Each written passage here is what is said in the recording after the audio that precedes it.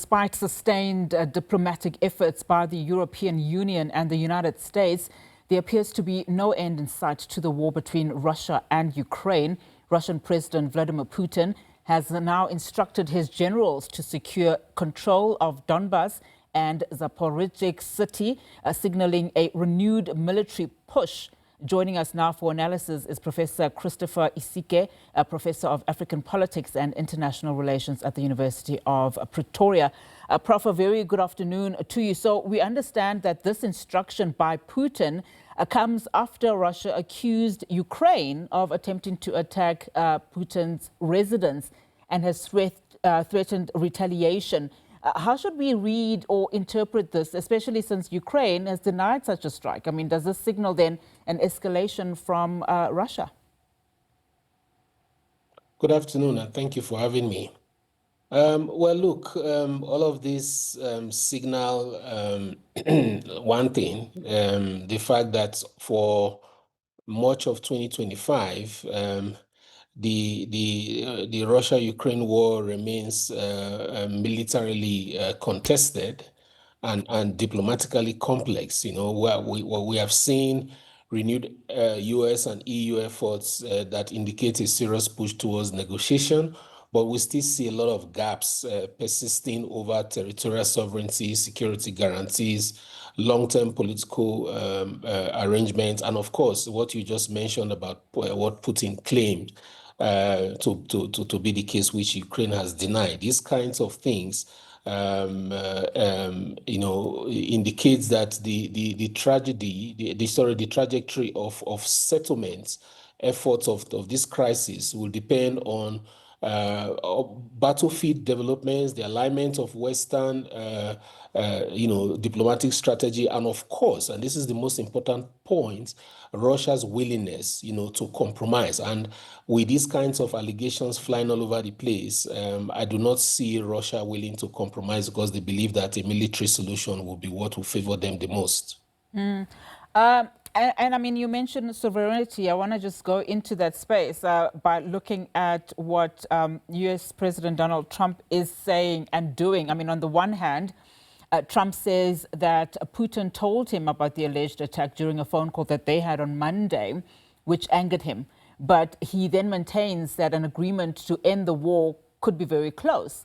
How realistic is it then to reach these peace agreements that he insists on when sovereignty, borders remain contested? Well, that's one of the big problems of the crisis, and the reason for me why Russia keeps on, taking a hard posture, towards all of this. The mediator in this case, the United States. The president of the United States seems to be buying every single Russian talking point until he hears the Ukrainian or the EU side, and then he changes, and then he hears again the Russian side, and then he sticks to that. The fact that that kind of statement from Putin can annoy him to wanting to voice it out publicly, but he doesn't express the same kind of annoyance when you hear of Russian bombardment of Kyiv, for example, a few days ago, right? He did not express the same kind of anger towards Russia. Of course, I know he's expressed anger before, but and then in one statement he's expressing anger, the very next minute he's talking about a productive call with Putin. So the debate over territorial concessions and the inviolability of borders, which is what you refer to as sovereignty, are challenged by force, underscores a key normative struggle in international law, and Ukraine and many of the European positions that we have seen emphasize, and that's the point of the EU, that borders cannot be altered by force.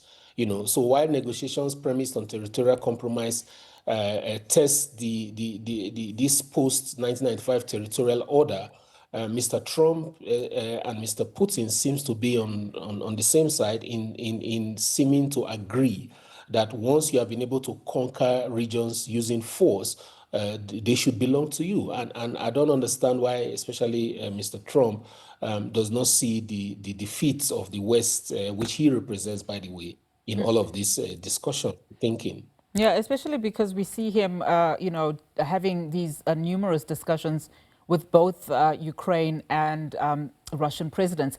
What leverage, if any, does Ukraine still have as the war drags on? I mean, from a military perspective, from a diplomatic perspective, especially in the eyes of its global partners like the EU? Well, you remember this, they went into this war as the underdogs with Russia as the superpower. But after nearly 4 years, Russian forces control just about 19% of Ukraine, including Crimea and parts of Donetsk and Luhansk. Russia's claims of continuous strategic initiative on the battlefield, which it frames as being dominant, is not entirely indicative of its original power position in the region. So that, for me, is an advantage that the Ukraine has, the willingness to fight, the fact that you have the US, for instance, and the EU, especially on their side, which kind of forces the US to take, the current US under Donald Trump, to take positions that align with what they really want to achieve. And that's why you see that one of the stalemates of this new peace agreement is how long a security guarantee should be. Initially, remember that it was off the table for Donald Trump. There was going to be no security guarantees, but now he's accepted that a 15-year peace guarantee is what the US can offer. And Ukraine, meanwhile, with the EU, are pushing for 50 years. So in between that, between 15 and 50, even if they agree on 25 years, for example, that would be a major strength for Ukraine in terms of putting Russia at bay, ensuring that they are never attacked again while they tend to rebuild.